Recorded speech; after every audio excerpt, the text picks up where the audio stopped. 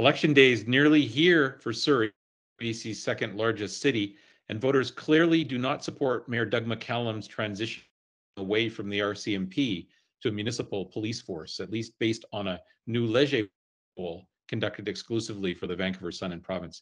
I'm Harold Monroe, editor-in-chief of the Sun and Province.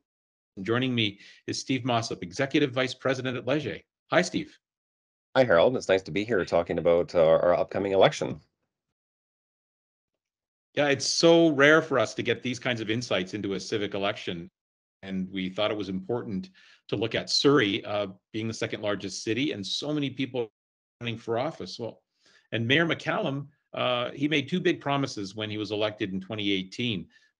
Abandon light rail in favor of extending SkyTrain to Fleetwood and Langley, and most controversially, perhaps, replacing the RCMP with a Surrey police force.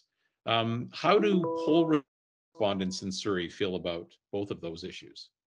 Well, as you know, we took a little bit of an unusual approach in that we did a fairly large sample size in the city of Surrey and interviewed diverse groups and have an opinion poll that reflects the way that Leger does election polling results. And we found Surrey is quite unique in that the Surrey Police Force issue is the number two issue. And number one issue is housing affordability, which it is across the Metro Vancouver region. But the Surrey Police Force being the number one or number two or three issue, that is 35% of the electorate. So the issue has not gone away. And as you said, it's been a tough ride over the last several years because the overall support for the Surrey Police Force replacing the RCMP is only at 25%. We've got 53% who are opposed to that still. And we even went a step further and asked residents whether they think that they should continue with the Surrey Police Force given how far in the process they are, or reverse the decision. And we found that 51% would actually vote to reverse the decision, and only 29% say that they would continue. So it is front and center on top of the multitude of other issues that face the city that we found in other jurisdictions. So things like homelessness and poverty, mental health issues at 33%. We've got policing, public safety, which is related to the RCMP issue, of course, traffic congestion, SkyTrain expansion issue also rates in the top 10 issues. Property taxes does jump out as being of more importance in Surrey, and I know that some of the candidates have made that some part of their platform, given the increases that are expected there. So there's a wide array of issues, but it's really overshadowed by the Surrey policing issue.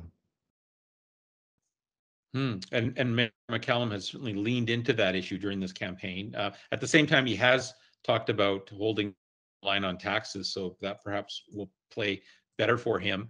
And then what about the extension of SkyTrain, which was his other big promise? How is that playing with Surrey residents? It's not a bad one. You know, SkyTrain expansion we've seen in City of Vancouver as a super important issue.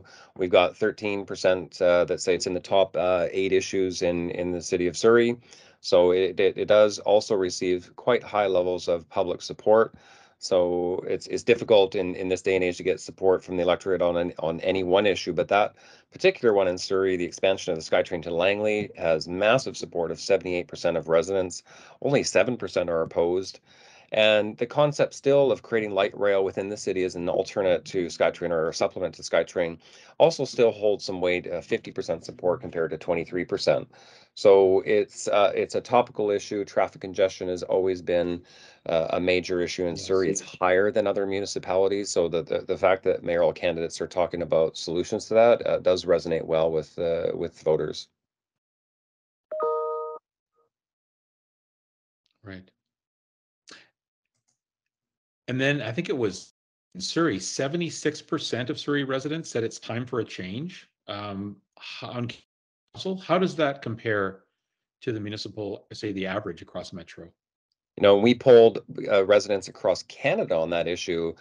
Municipal voters are usually very content. It's not like a federal election where you can get some really strong points of view. Overall, only 41% of Canadians say that they want change at a municipal level, and not every province is going to the polls, of course, but that's the number we're comparing against. In Metro Vancouver, it scores higher at 56%. But off the chart, and I mean off the chart, the Surrey number shows 76%. So when that is stated as a percentage of voters, or people that intend to vote, that usually spells significant change at council when it comes to voting day.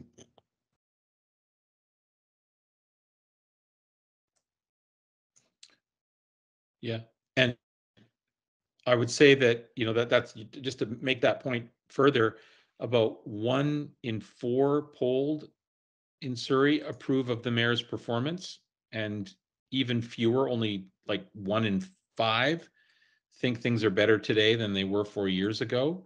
So Yes, some challenging what does numbers. The that? electorate is Yeah. quite discontent on a number of areas. You look at the overall desire for change, the overall approval ratings, and then that measures you mentioned about, do you think things are better or worse off than what they were 4 years ago? And we've got 53% of Surrey residents saying no, we're either a lot worse off, 32% say that, or the remainder of the 53 saying a little worse off, and only 22 saying things are better off. So whenever you get double the number of voters having something negative to say than something positive, that can also spell some changes when it comes to the polling station.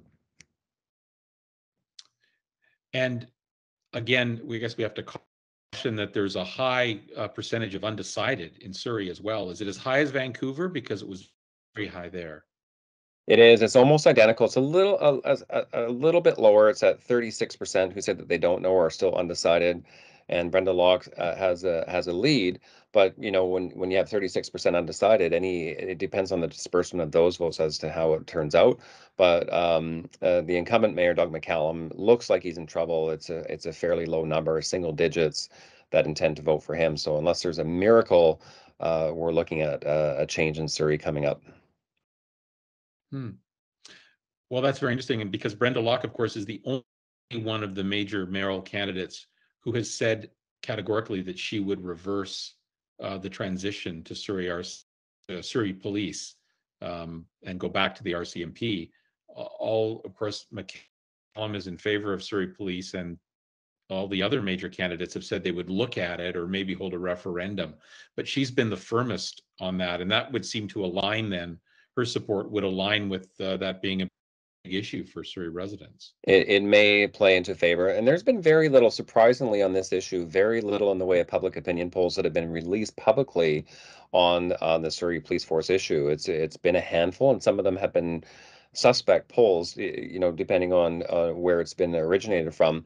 But she must have her numbers, because when we see something that says 51% say reverse the decision versus 29% who say continue, and it's been very public, the cost of the transition both ways. So they don't know the final numbers, but it is not a small number. So the fact that voters are standing up and saying, you know what, regardless of the cost, we want to go back, and for Brenda to solidify her stance on that position, it must have played into voter sentiments here, and they're resonating with that debate.